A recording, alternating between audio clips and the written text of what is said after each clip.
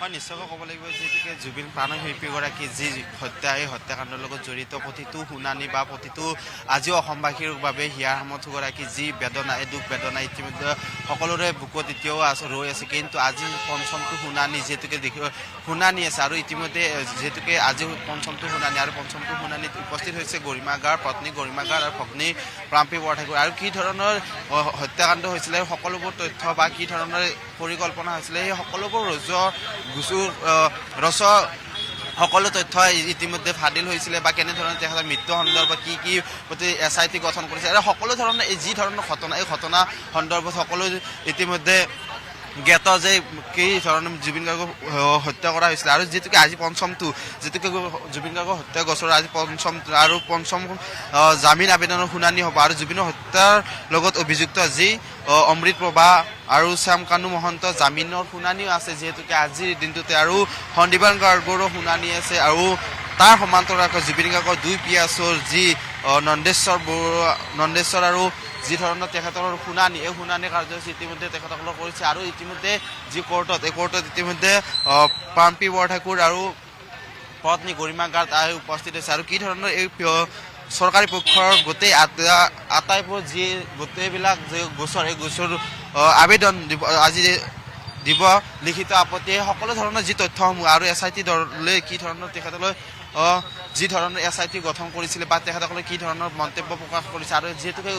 জুবিন গাৰ্গৰ সন্দৰ্ভত SIT গঠন কৰিছে আৰু সমগ্ৰ ঘটনাটো কি ধৰণৰ সংঘটিত হৈছিলে এই সকলোবোৰ তথ্য যিহেতুকে SIT ফাদিল কৰিছিলে বা SIT যিহেতুকে প্ৰতিবেদন দাখিল কৰিছিলে আৰু সকলোবোৰ তথ্য ইতিমধ্যে প্ৰকাশ কৰা হৈছিলে যদি কি ধৰণৰ জুবিন গাৰ্গৰ হত্যাকাণ্ড হৈছিলে বা সকলো জ্ঞাত হৈ পৰিছে যে প্ৰাণশিল্পীগৰাকী কি ধৰণে ছিংগাপুৰত হত্যা কৰিছিলে বা কি ধৰণৰ পৰিস্থিতি হৈছিলে তাত আৰু তাৰ পৰৱৰ্তী সময়ত আজিও অসমৰ ৰাইজৰ সকলোৱে এটা ন্যায় বিচাৰি সকলো অপেক্ষাত আছে কিন্তু উল্লেখ কৰিব লাগিব যিহেতুকে আজি পঞ্চম শুনানি আৰু যিহেতুকে জামিনৰ আজি শুনানি কৰিব আৰু উল্লেখ কৰিব লাগিব অমৃত প্ৰভা সন্দীপন বৰা শেখৰজ্যোতি গোস্বামী শ্যাম কানু মহন্ত আৰু দুই পিয়াচো দুগৰাকীৰ লগত সকলোৰে যি লগত জুবিন গাৰ্গৰ লগত ছিংগাপুৰ জড়িত হৈ আছিলে এই সকলোবোৰ যিহেতুকে SIT আৰু CBI যিহেতুকে তদন্ত আৰম্ভ কৰিছিলে আৰু সকলোবোৰ তথ্য ফাদিল কৰিছিলে বা যি ধৰণৰ ঘটনা সন্দৰ্ভত সংঘটিত হৈছিলে সকলোবোৰ আজি যিহেতুকে পঞ্চমটো শুনানি আৰু শুনানিৰ পিছত কি ধৰণৰ তেখেতসকলে জামিন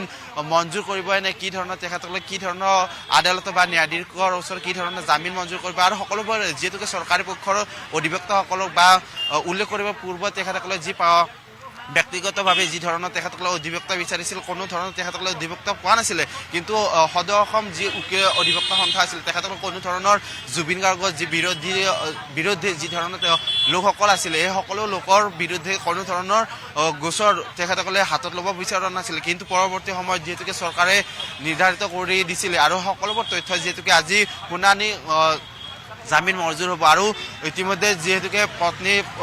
গৰিমা গাৰ শইকীয়া আহি উপস্থিত আছে প্ৰাম্পী বৰঠাকুৰ উপস্থিত আৰু পৰৱৰ্তী সময়ত কি ধৰণৰ শুনানি হ'ব সেয়া পৰৱৰ্তী সময়ত গম পোৱা যাব কিন্তু প্ৰাণৰ শিল্পীগৰাকী কি ধৰণৰ মৃত্যু হৈছে ইয়াক কোনো সহজভাৱে ল'ব পৰা নাই আৰু যিহেতুকে উল্লেখ কৰিব লাগিব যে প্ৰাণৰ শিল্পীগৰাকীৰ মৃত্যুৰ সন্দৰ্ভত যি আটাইকেইগৰাকী যি দোষী এই দোষীক যাতে যি দোষী সাব্যস্ত হোৱাৰ পিছত যে ন্যায়াধীশৰ ওচৰত তেখেতসকলে আবেদন কৰিছিলে বা আবেদন কৰিব বা কোনো ধৰণৰ তেখেতসকলে আবেদন মঞ্জুৰ নহয় বা চৰকাৰৰ বা ৰাজ্যবাসী সকলো যি এই ঘটনাৰ সন্দৰ্ভত সকলোৱে যে ম্ৰিয়মান হৈ পৰিছে আৰু এই যি দোষীসকলৰ যাতে শাস্তি পায় তাৰ কামনা কৰিছিলে আৰু সকলোৱে আজিও যি জাষ্টিছ ফৰ জুবিনক ন্যায়ৰ বাবে সকলো এতিয়া যুঁজ দি আছে আৰু যিহেতুকে আজি পঞ্চমটো জামিন শুনানি হ'ব আৰু ইতিমধ্যে প্ৰাম্পী বৰঠাকুৰ আৰু গৰিমা গাৰ্গ আহি ইয়াত উপস্থিত হৈছে আৰু পৰৱৰ্তী সময়ত গম পোৱা যায় ন্যায়াধীশে কি ধৰণৰ তেখেতসকলে আজি শুনানি গ্ৰহণ কৰে।